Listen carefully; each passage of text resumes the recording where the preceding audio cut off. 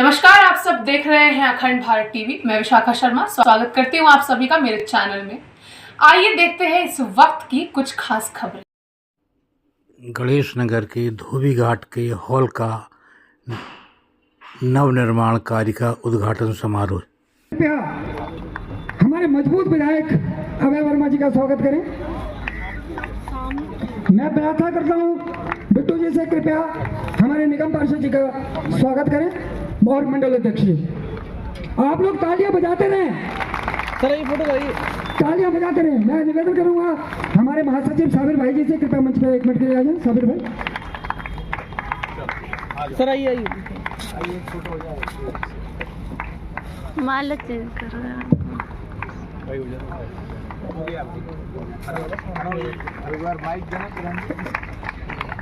थोड़ा पीछे हो जाइए। भारत माता की आज मैं बोलूंगा, आप भी बोलना। अभी आप तो सारा दिन यहाँ रहने वाले हो।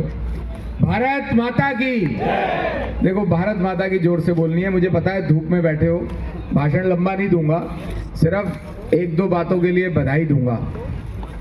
मंच पर उपस्थित हमारे समाज के प्रधान भाई बिट्टू जी, मैं पूछ रहा था बिट्टू जी का पूरा नाम क्या है, तो अभय जी बोले रामनाथ जी तो है पर हम बिट्टू जी बोलते हैं, तो मैं भी इनको बिट्टू जी ही जानता हूं। एक बार जोरदार तालियां अपने प्रधान जी के लिए। हमारे यहाँ के बहुत जुझारू विधायक भाई अभय जी, बहुत हमारे युवा काल के साथी और आपके जुझारू पार्षद यशपाल कैंतुरा जी, हमारे यहाँ पर संगठन सर्वप्रिय होता है और हमारे संगठन के मंडल के अध्यक्ष भाई सोहन जी, मंच पर उपस्थित आदरणीय भाई साहब जो संचालन कर रहे थे रवि वर्मा जी, महामंत्री जी, उपस्थित साथियों, मैं सिर्फ इतनी बात कहना चाहता हूं। आप देखिए, एक विधायक अपना होता है जिसको हम मिल सकते हैं, बात कर सकते हैं। पार्षद अपना होता है जिससे जाकर के हम अपनी बात कह सकते हैं, यहाँ पर स्वच्छता नहीं है, विधायक साहब से कह सकते हैं भाई साहब ये काम करा दो। तो एक विधायक, एक पार्षद, एक चुने हुए प्रतिनिधि की, सांसद की ताकत आप समझ सकते हैं कि वो अगर सरकार चाहे तो कुछ भी करा सकती है। अभी तो सिर्फ हमारे यहाँ पर विधायक है, पूरी दिल्ली में 8 विधायक जीते थे बीजेपी के, और आप 8 जगह पर जाकर के देखिए वहां का इलाके की चमक, और जहां पर बीजेपी का विधायक नहीं है उस इलाके की बुरी हालत देखिए आप।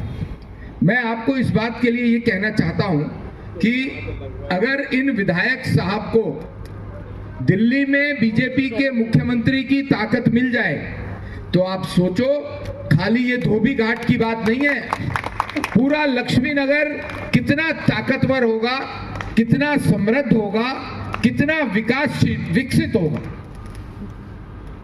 मन में काम करने की इच्छा, ललक कि नहीं भाई साहब मुझे अपने क्षेत्र के लोगों के लिए, विशेष तौर से धोबी समाज के लिए, मैं पहले भी आया था, चुनाव के दौरान भी आया।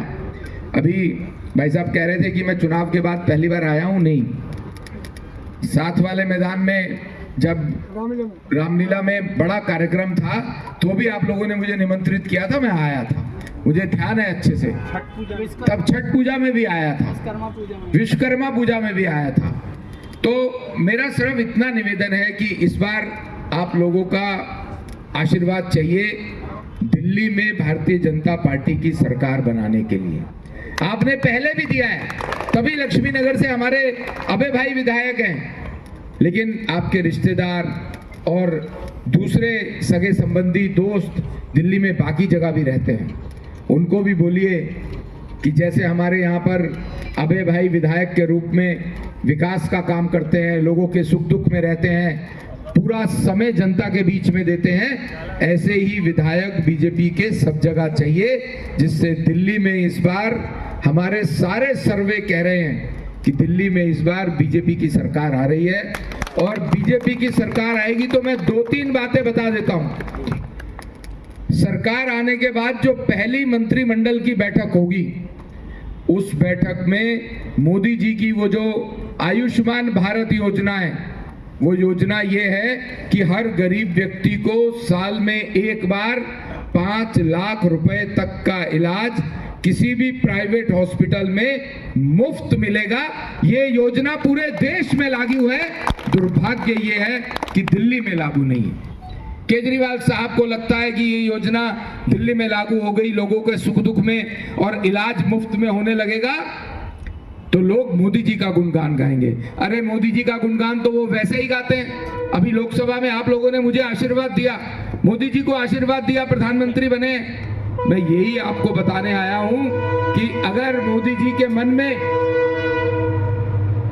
आप लोगों के लिए, आप लोगों की चिंता है, प्रेम है आप लोगों के लिए, तो कोविड के समय में उन्होंने इस बात की चिंता की कि पूरे देश में 81 करोड़ लोग और दिल्ली में 80 लाख लोग कोविड के समय में गरीब भाई बहन भूखे ना सोए, इसलिए उन्होंने मुफ्त में राशन देने की बात पूरी देश की जनता के लिए की है। और न केवल कोविड के समय में, आज तक इस बार का जो प्रधानमंत्री बनते ही उनका सबसे पहला ऐलान था कि ये राशन अगले 5 साल तक मुफ्त में मिलता रहेगा। ये चिंता मोदी जी ने गरीब लोगों की है।